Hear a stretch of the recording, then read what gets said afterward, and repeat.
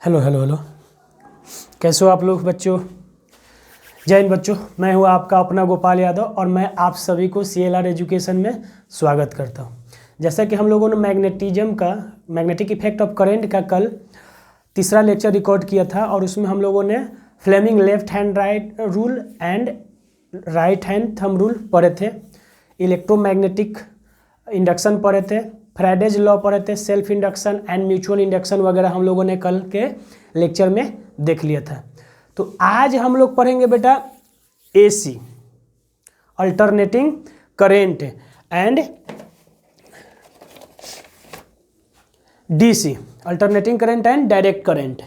तो चलिए देखते हैं अल्टरनेटिंग करेंट क्या होता है और डायरेक्ट करेंट क्या होता है। तो देखिए लिख देते हैं अल्टरनेटिंग करेंट, जो कि AC से हम लोग ऐसे लिखते हैं, समझे। तो AC क्या होता है वो अभी हम लोग समझेंगे पहले, उसके बाद जो है इसका डेफिनेशंस वगैरह हम लिख देंगे। देखिए अल्टरनेटिंग कहने का मतलब ये तो अल्टरनेट, ठीक, मतलब वैसा करेंट जिसका मैग्नीट्यूड और डायरेक्शन जो एक इंटरवल ऑफ टाइम के बाद चेंज होता है, मतलब चेंज होते रहता है, यानी कि ओसिलेट करते रहता है। द करेंट हुज अरे यार ये तो लाइट गई,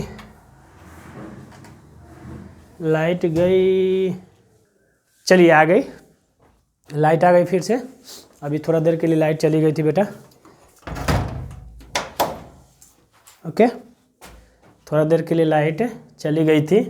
तो मतलब a current changing in magnitude and direction after a fix interval of time, और फिक्स तो नहीं बोल सकते, after a interval of time, equal interval of time, then it is called AC, यानी कि अल्टरनेटिंग करंट। मतलब ऐसा करंट जो एक उसका मैग्नीट्यूड और डायरेक्शन जो है एक इंटरवल के बाद जो है चेंज होते रहेगा, समझे, चेंज होते रहेगा, तो उसको क्या बोलेंगे हम लोग, AC।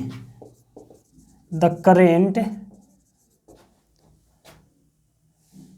Which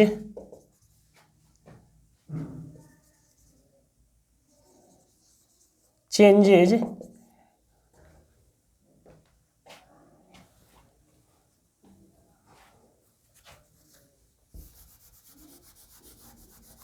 current changing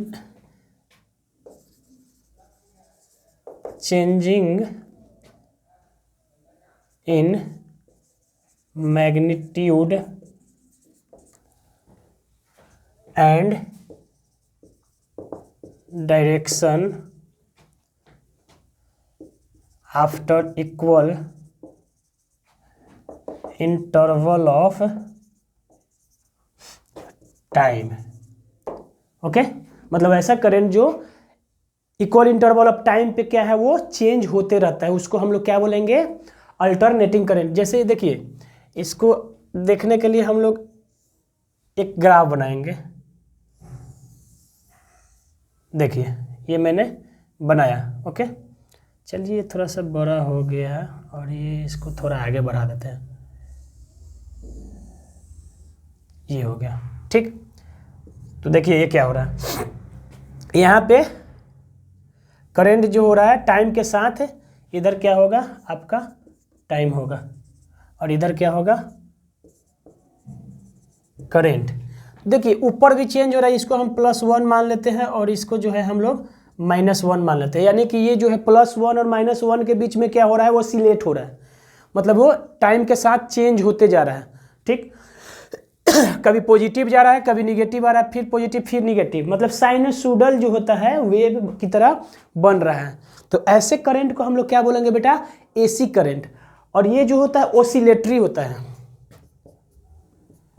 it is an oscillatory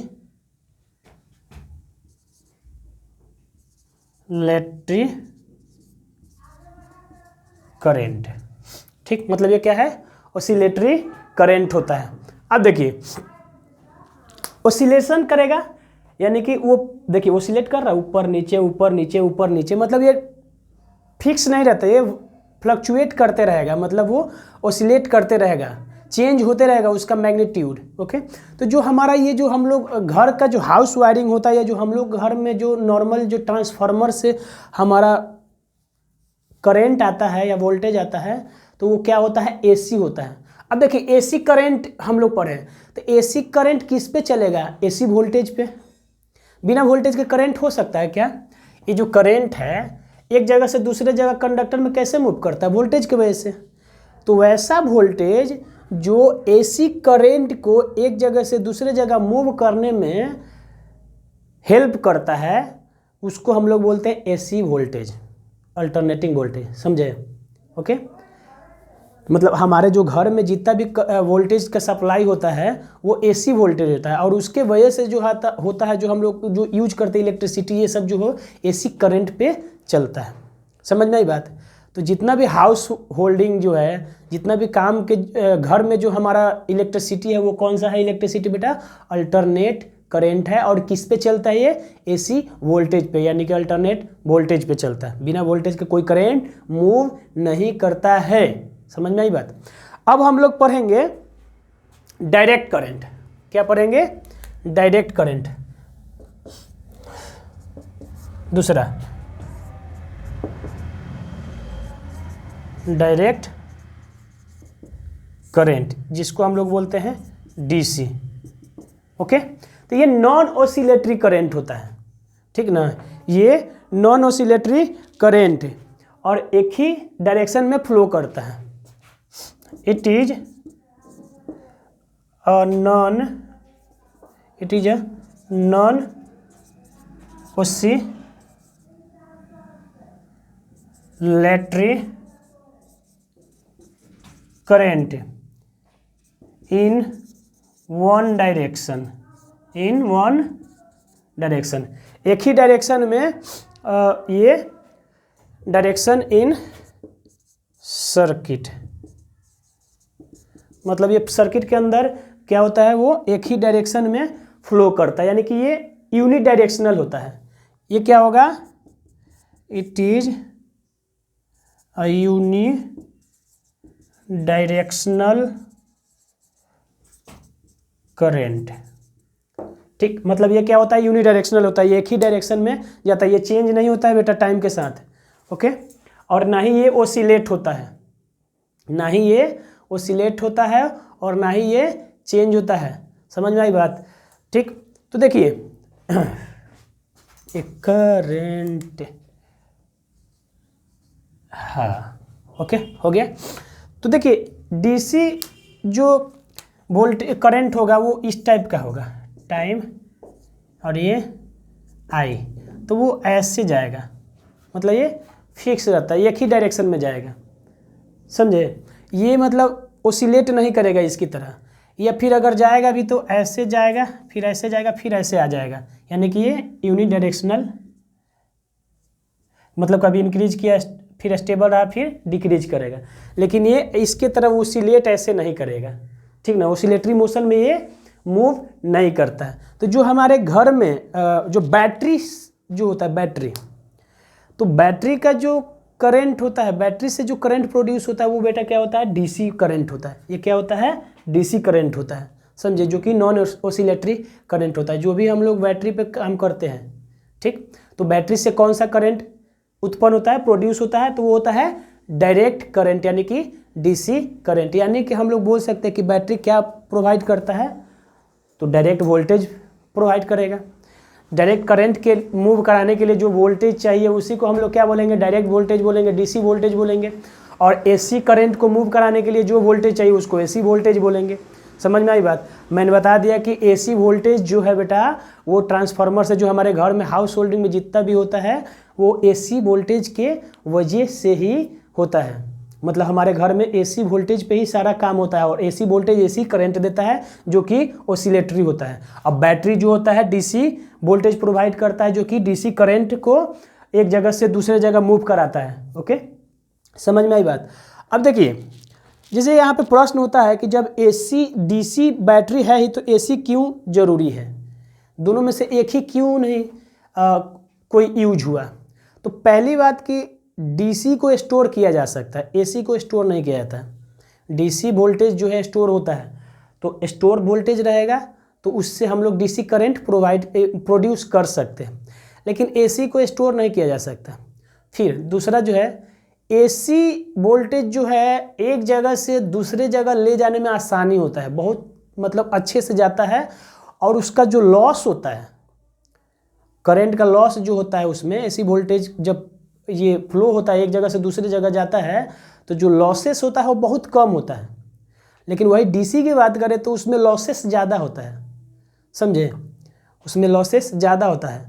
और इसको मतलब AC वोल्टेज को, AC करंट को हम लोग बहुत दूर तक ट्रैवल करा सकते हैं। मतलब देखते होंगे कि कहीं आप लोग सुनते होंगे कि जो हमारे बिहार में है, कहीं दूसरे स्टेट उड़ीसा वगैरह से भी बिजली आता है, हाइड्रो इलेक्ट्रिक करंट जो होता है, हाइड्रो इलेक्ट्रिसिटी से जो पैदा होता है वो हमें उड़ीसा से आता है, यानी कि उड़ीसा से बिहार आता है चल के, यानी कि इतना दूर तक हम लोग करंट को AC करंट को लेकर के आते हैं AC वोल्टेज के थ्रू। समझ में आई बात, ठीक। तो ये हमारा AC और DC हो गया। देखिए DC वोल्टेज करंट में एक और चीज़ है, सॉरी ये स्टार कर देते हैं, कि DC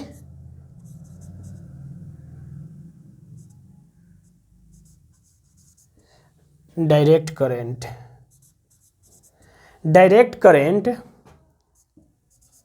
increases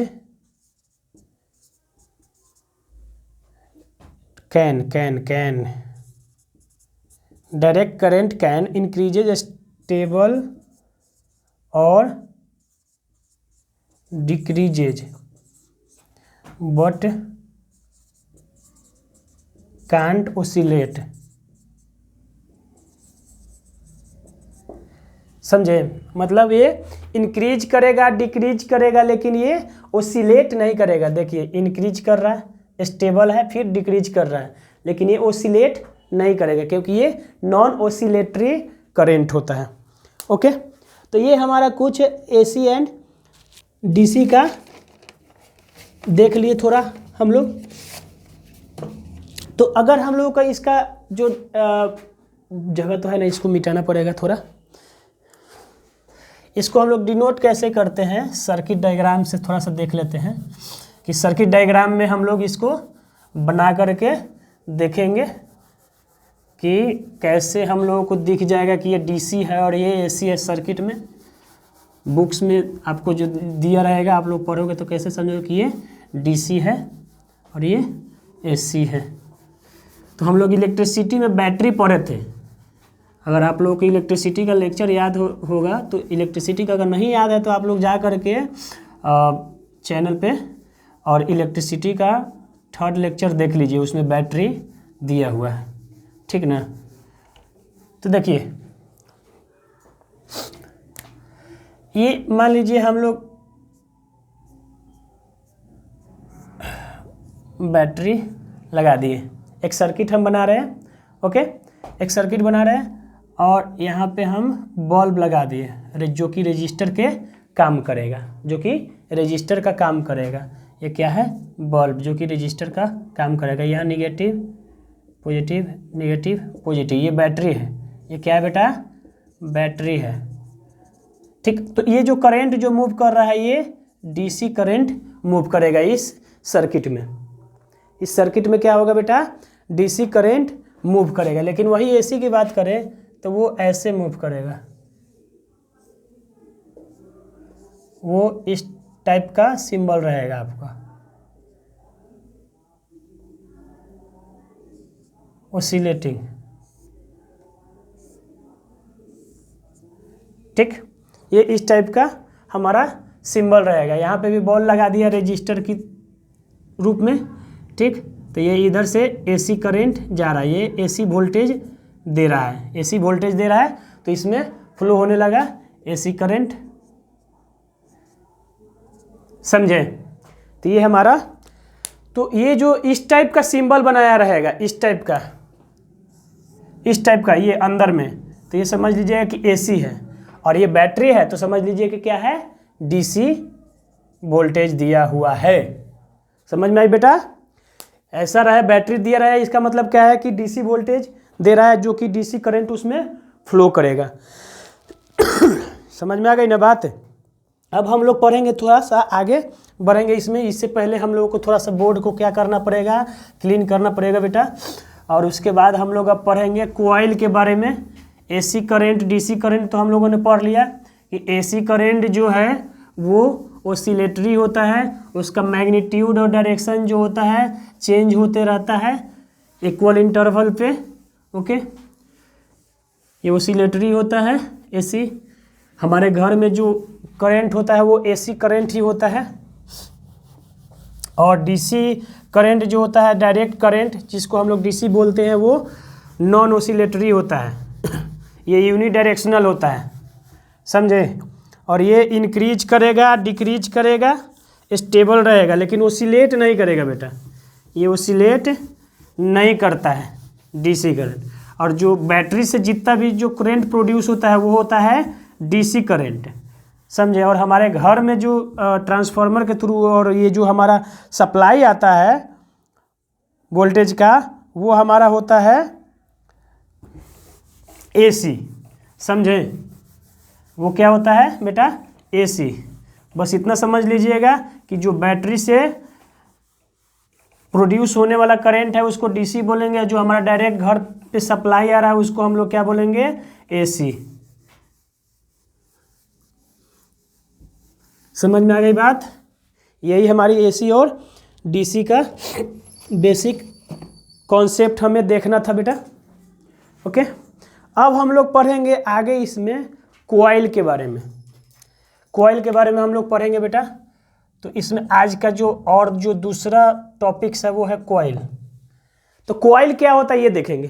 तो कॉइल आप लोग देखे होंगे, एक्चुअली कॉइल एक कंडक्टर है जो कि किसी आयरन कोर या प्लास्टिक वगैरह पर लपेटा। आप लोग दुकान में गए होंगे तार खरीदने, तार जो कॉइल होता है, तो देखते होंगे वो लपेटा हुआ रहता है, लपेट के रखा हुआ रहता है।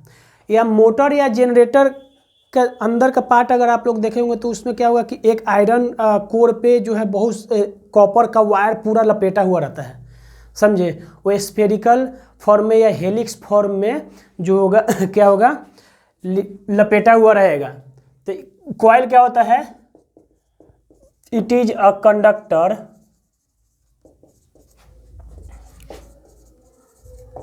wounded conductor wound into a form of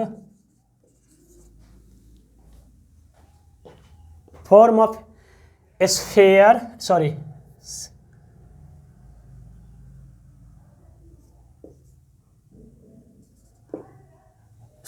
helix होता है शायद, sorry spiral and helix, in form of spiral and helix, समझे? ये स्पाइरल और हेलिक्स के रूप में जो है वुंड हुआ रहता है कंडक्टर, उसी को हम लोग बोलते हैं कॉइल, समझे? जैसे इस टाइप का रहेगा, ये आपका ऐसे है, इस पे जो है बहुत सारा लपेटा हुआ रहेगा, समझे? तो इसी को हम लोग क्या बोल देंगे? कॉइल। वो पूरा लपेटा हुआ रहता है। ये सब यूज होता है कॉइल कहाँ बेटा? ट्रांसफार्मर में, मोटर में, एंड आपका जनरेटर वगैरह या फैन खुलता है उसमें भी कॉइल रहता है। स्टेबलाइजर जो हम लोगों को रहता है घर पे यूज करते हैं उसमें भी कॉइल रहता है। समझ में आई बात? तो ये सब जो है कॉइल जो होता है वुंडेड रहता है स्पाइरल के रूप में। स्पाइरल कॉपी देखे हो ना, स्पाइरल कॉपी जो आप लोग नोटबुक लिखते हो, तो उसी की तरह ये वुंडेड रहता है, ठीक? और कॉइल आ गया तो इसी के अगला फॉर्म है एक सोलेनॉइड, ठीक?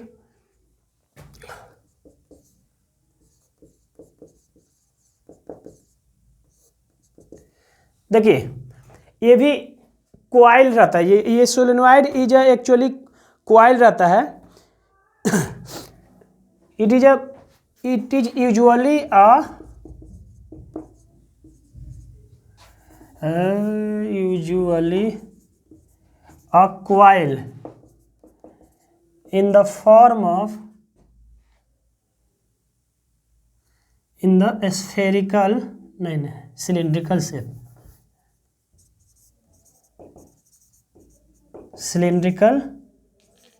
shape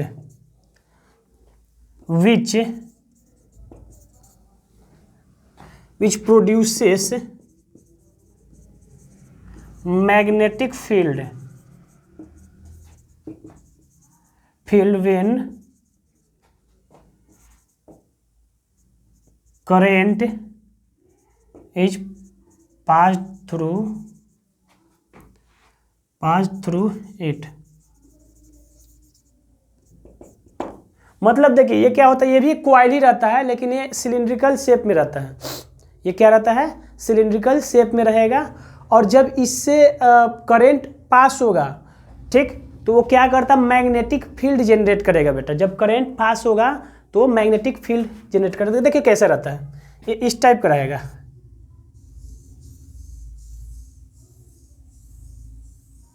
इस टाइप का रहेगा, समझे, ये रहेगा। और अगर हम लोग बैटरी से कनेक्ट कर देंगे तभी तो करंट फ्लो होगा, ठीक। तो ये जो है ना, ये वाला पार्ट, ये हमारा क्या है, ये हमारा है सोलेनॉइड, ठीक। ये हो गया पॉजिटिव निगेटिव, यानी कि करंट इधर जा रहा है, ठीक। तो देखिए करंट ऐसे मूव करेगा, ऐसे मूव करेगा, ठीक।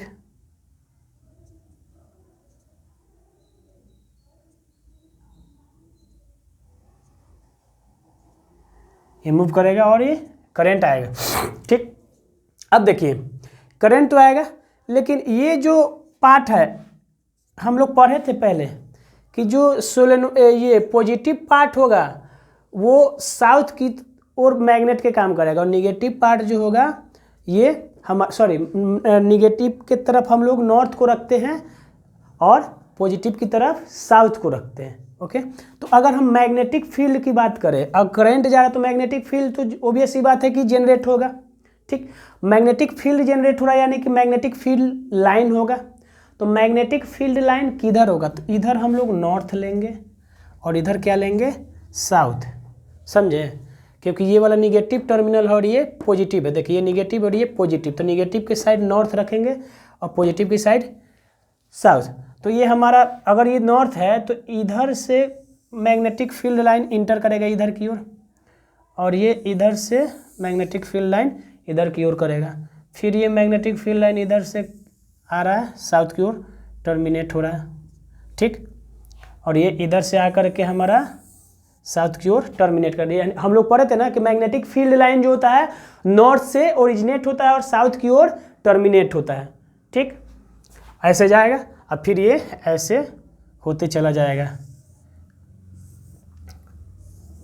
ठीक, अंदर की ओर, फिर बाहर से जाएगा, फिर अंदर की ओर इंटर करेगा, समझे, ओके। तो ये हमारा मैग्नेटिक फील्ड लाइन ऐसे ट्रेवल करता है सोलेनॉइड में। अब देखिए इसमें क्या होता है ना कि ये भी जो मैग्नेटिक फील्ड लाइन जनरेट होता है सोलेनॉइड जो वो यूनिफॉर्म होता है, और वो वैसा ही होता है जैसा कि बार मैग्नेट द्वारा जो मैग्नेटिक फील्ड लाइन जनरेट होता है, ठीक ना। ठीक, मतलब जो बार मैग्नेट में मैग्नेटिक फील्ड जनरेट होता है उसी की तरह ये भी जनरेट होता है, लेकिन ये यूनिफॉर्म होता है। ये भी बार मैग्नेट की तरह क्या होता है, यूनिफॉर्म होता है, समझे। तो जो मैग्नेटिक फील्ड जनरेट होता है सोलेनॉइड से वो similar to magnetic field generated by bar magnet, okay, and it is uniform, it is uniform, ये यूनिफॉर्म होता है, ठीक। अब देखिए इसको एक और डेफिनेशन लिखा है कि it is a device which creates magnetic field when current flows through it. मतलब इससे अगर करंट फ्लो करेगा तो क्या करेगा, ये मैग्नेटिक फील्ड जो है जनरेट करेगा। समझ में आई बात? तो ये हमारा सोलेनोइड था। इसी का एक अगला पार्ट होता है बेटा टोरॉयड।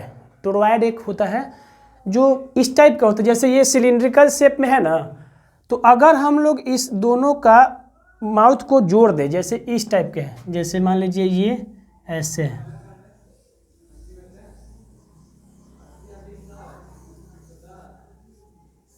ऐसे, समझे, इस टाइप के, यानी कि स्फेरिकल शेप में।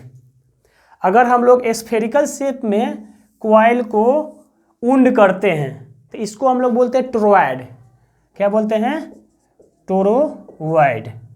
समझे? जैसे सिलिंड्रिकल शेप में अगर हम लोग वुंड करते हैं तो सोलेनोइड बोलते हैं, वैसे ही अगर हम लोग स्फेरिकल शेप में अगर हम लोग वुंड करते हैं तो उसको बोलेंगे क्या? टोरॉयड बोलेंगे। समझ में आई बात? तो ये हम लोग को 12 में पढ़ना है। अभी सिर्फ जानकारी के लिए मैंने बता दिया कि अगर स्फेरिकल शेप में कोई कॉइल जो है वुंडेड रहेगा तो ये क्या कहलाएगा? हमारा टोरॉयड कहलाएगा। अच्छा, एक और चीज़, मैं सोलेनोइड का आपको अगर एग्जांपल देखना था, आप अपना स्पाइरल कॉपी जो है, स्पाइरल जो कॉपी है उसको देखिएगा, सेम सोलेनोइड जो है उसी टाइप के रहता है। या स्प्रिंग देखे हो ना, स्प्रिंग जो पेन में भी रहता है या साइकिल वगैरह में या बाइक वगैरह में या बहुत जगह स्प्रिंग लगा रहता है, तो जो स्प्रिंग का जो शेप रहता है उसी शेप का जो होता है सोलेनोइड रहता है।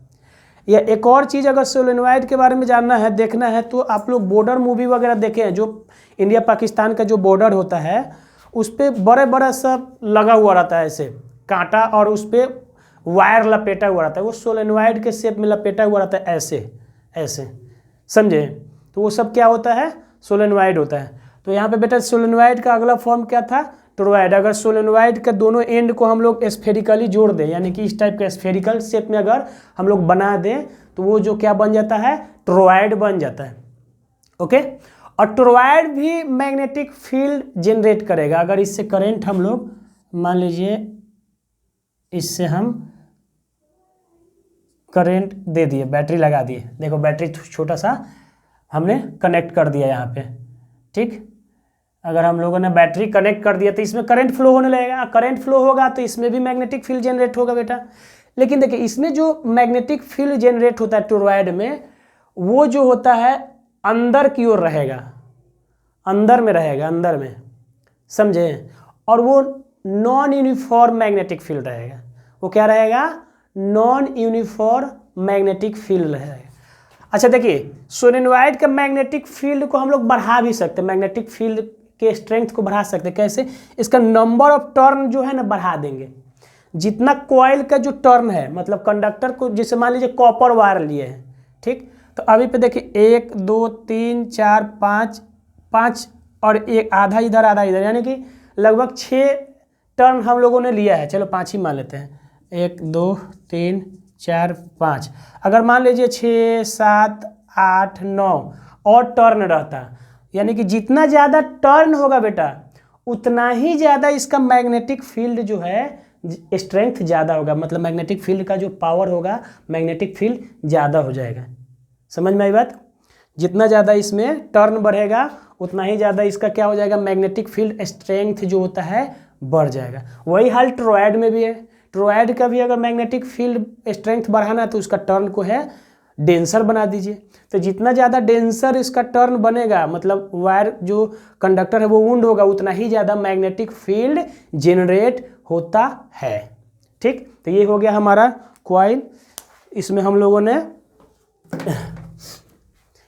लोगों ने कॉइल, सोलेनोइड, टोरॉयड तीनों पढ़ लिए। ओके। अब जो अगला हम लोग पढ़ेंगे गैल्वेनोमीटर के बारे में थोड़ा सा पढ़ेंगे। गैल्वेनोमीटर कैसे काम करता है और एक्चुअली ये करता कैसे है, ठीक। तो आप लोगों ने सोलेनोइड और टोरॉयड पढ़ लिया, कॉइल पढ़ लिया। कॉइल जो होता है कंडक्टर होता है जो कि स्पाइरल फॉर्म में रहता है। कॉइल जो क्या रहता है? स्पाइरल फॉर्म में कंडक्टर रहता है। सोलेनोइड जो रहता है, सोलेनोइड जो रहेगा आपका बेटा सिलिंड्रिकल फॉर्म में रहेगा, ठीक। सोलेनोइड सिलिंड्रिकल फॉर्म में रहेगा। टोरॉयड जो रहेगा वो स्फेरिकल फॉर्म में रहेगा। टोरॉयड जो रहेगा स्फेरिकल फॉर्म में रहेगा। ठीक,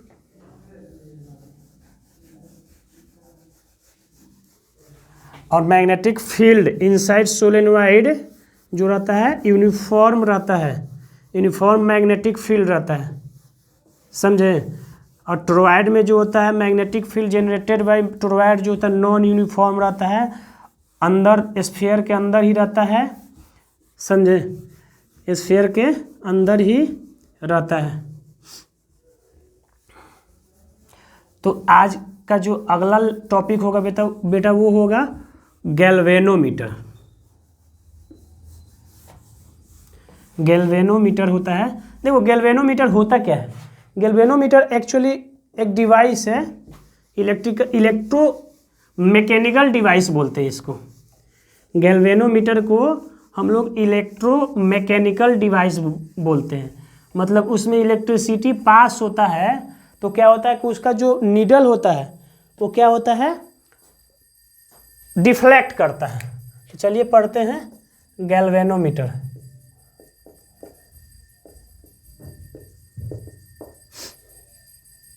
इसको डिनोट करते हैं कैपिटल जी से। जी फॉर गोपाल नहीं है बेटा, गैल्वेनोमीटर है। जी फॉर गैल्वेनोमीटर है। ओके, देखिए गैल्वेनोमीटर होता क्या है।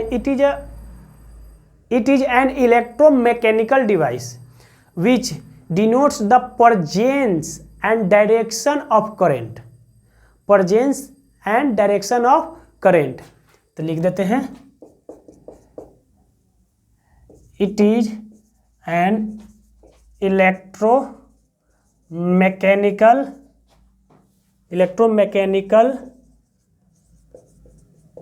device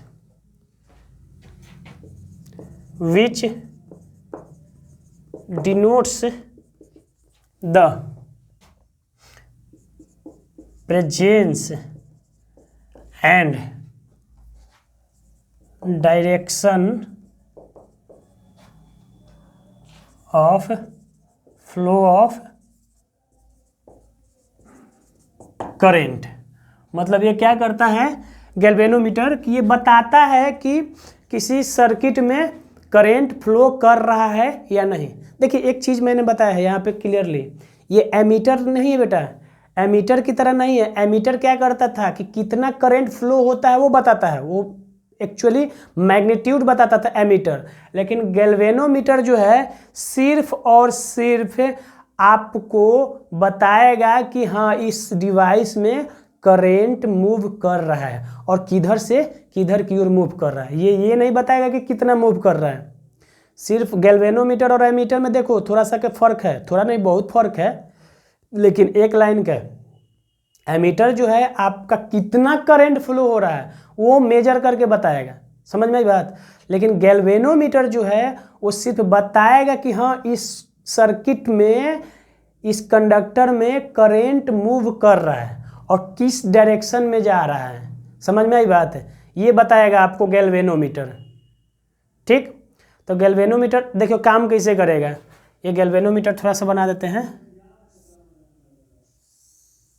ठीक, इस टाइप का रहेगा। यहाँ पे नीडल रहेगा 1 2 3 4 5 बना दिए, और एक चलो 6 बना देते हैं। ठीक, तो मान लीजिए नीडल ऐसे है, यहाँ पे है। ठीक, ये नीडल है। ओके, ये नीडल है। अब इससे क्या होगा कि करंट, मान लीजिए मैंने ऐसे ही रैंडम बना दिया बेटा, मैंने कोई इसका ये नहीं बताया है। ठीक, कि कैसे डायरेक्शन, सिर्फ मैंने रैंडम आपको समझाने के लिए ले लिया है।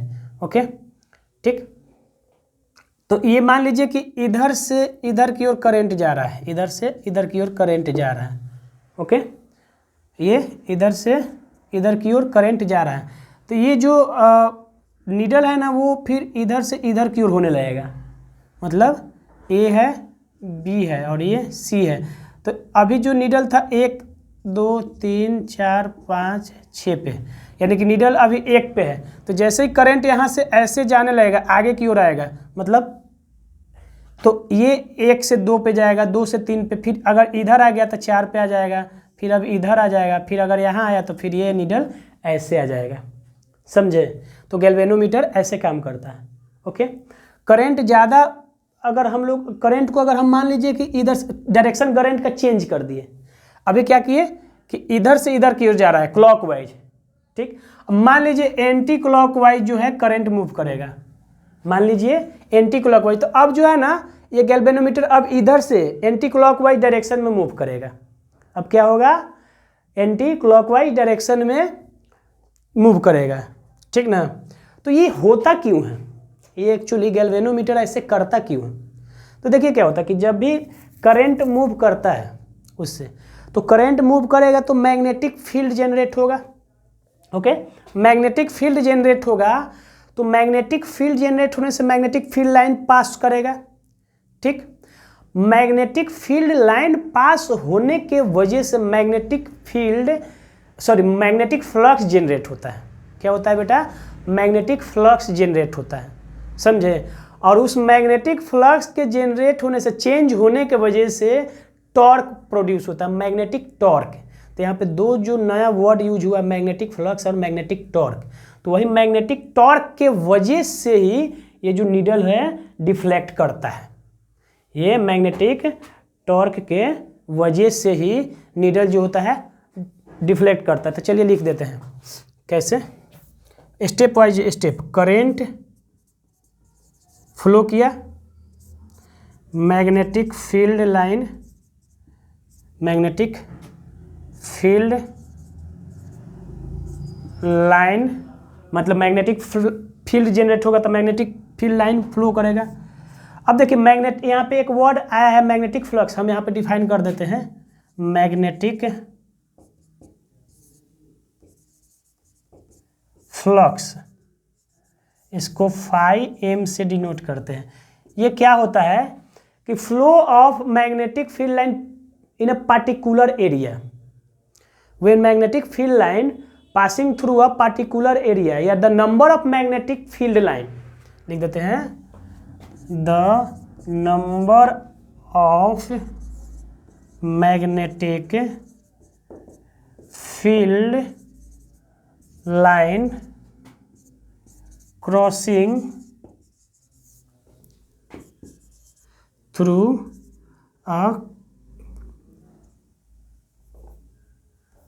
a particular area is called magnetic flux, यानी कि फाई एम। समझे? मतलब कि कितना मैग्नेटिक फील्ड लाइन क्रॉस कर रहा है किसी स्पेसिफिक एरिया या किसी कॉइल के अंदर से, उसी को हम लोग क्या बोलेंगे? Magnetic flux. जैसे देखिए मान लीजिए ये कॉइल है, ठीक, इसके अंदर से कितना मैग्नेटिक फील्ड लाइन क्रॉस कर रहा है, ठीक, नंबर कितना है, उसी को हम लोग क्या बोलेंगे बेटा? मैग्नेटिक फ्लक्स बोलेंगे। उसको क्या बोलेंगे? मैग्नेटिक फ्लक्स बोलेंगे, ठीक। तो देखिए अगर इसमें 5 मैग्नेटिक फील्ड लाइन है तो यहाँ पे मैग्नेटिक फील्ड फ्लक्स कम होगा। अगर मान लीजिए यहाँ पे फील्ड लाइन और बढ़ा दिए, फील्ड लाइन और बढ़ा दिए, डेंसर हो गया, अब ज़्यादा मैग्नेटिक फील्ड लाइन क्रॉस कर रहा है उस कॉइल से, तो अब क्या हो जाएगा? मैग्नेटिक फ्लक्स यहाँ पे क्या हो जाएगा बेटा? ज़्यादा हो जाएगा। तो मैग्नेटिक फील्ड लाइन की वजह से क्या होगा? फाई एम, यानी कि मैग्नेटिक फ्लक्स जनरेट होगा। और मैग्नेटिक फ्लक्स को चेंज होने के वजह से मैग्नेटिक टॉर्क प्रोड्यूस होता है, मैग्नेटिक टॉर्क प्रोड्यूस होगा। और यही मैग्नेटिक टॉर्क जो है बेटा डिफ्लेक्ट कराता है, किसी भी चीज़ को रोटेट कराता है। यूज क्या हो जाता है? रोटेशन में यूज हो जाता है, ठीक, रोटेशन में यूज होता है। यानी कि ये जो है यहाँ पे ये रोटेट करता है ना, ऐसे जाता है ऐसे, तो ये एक्सिस पे, ये जो है एक्सिस पे नीडल इसका रोटेट करता है, समझे। तो देखिए ये वाला जो है ना नोट एकदम अच्छे से दिमाग में बैठा लेना, ये 12 में हम लोग डिटेल्स में पढ़ेंगे, लेकिन अभी बात, करंट फ्लो होगा, मैग्नेटिक फील्ड लाइन जनरेट होगा और वो क्रॉस करेगा किसी पर्टिकुलर एरिया से, कॉइल से, तो मैग्नेटिक फ्लक्स जनरेट होगा, ये मैग्नेटिक फ्लक्स चेंज होगा तो मैग्नेटिक टॉर्क प्रोड्यूस होगा, और मैग्नेटिक टॉर्क के वजह से रोटेशन किसी भी इलेक्ट्रिकल डिवाइस का रोटेशन होता है। समझ में आई बात? तो कोई भी मोटर और जनरेटर जो बेटा काम करता है वो टॉर्क मैग्नेटिक फ्लक्स और मैग्नेटिक टॉर्क के वजह से ही रोटेट करता है ना। मोटर रोटेट करता है ना, और जनरेटर भी रोटेट करता है, तो क्यों रोटेट करता है? रोटेशन हो रहा है, तो रोटेशन होने के लिए क्या चाहिए? Magnetic torque and magnetic flux. तो आई होप कि आज का लेक्चर जो आप लोग पढ़ें आपको बहुत अच्छे से समझ में आया होगा, और हम लोग नेक्स्ट लेक्चर में पढ़ेंगे working of motor and generator. Motor के बारे में पढ़ेंगे और जनरेटर के बारे में पढ़ेंगे, और इस चैप्टर को हम लोग द एंड की ओर पहुँचाएँगे, और फिर आगे जैसे जैसे होगा फिर हम लोग इसमें जो भी इंफॉर्मेशन होगा इस चैप्टर के रिगार्डिंग अच्छे से एक्सप्लेन करते जाएंगे, और आपका चैप्टर अच्छे से होता चला जाएगा। तो आज का ये वाला जो लाइन है ये गोल्डन पॉइंट लाइन है, इसको गोल्डन पॉइंट के रूप में लिख लीजिए। गोल्डन पॉइंट के रूप में लिख लीजिए, ये बहुत अच्छा पॉइंट है जो कि हम लोगों को आगे यूज होगा। तो ठीक है बेटा, आज के लिए इतना ही, बाकी मिलते हैं नेक्स्ट लेक्चर में। तब तक के लिए आप लोगों को बहुत बहुत धन्यवाद एंड हैप्पी मकर संक्रांति। आज 14 जनवरी है जो कि आज मकर संक्रांति है, तो हैप्पी मकर संक्रांति। और पतंग उतंग उड़ाइए, लेकिन थोड़ा सा सेफ रहिए। धागा आजकल चाइनीज़ धागा आता है तो उससे हाथ ज़्यादा कटता है, तो थोड़ा सा सेफ्टी को मद्देनज़र एंजॉय कीजिए। धन्यवाद, मिलते हैं नेक्स्ट लेक्चर में।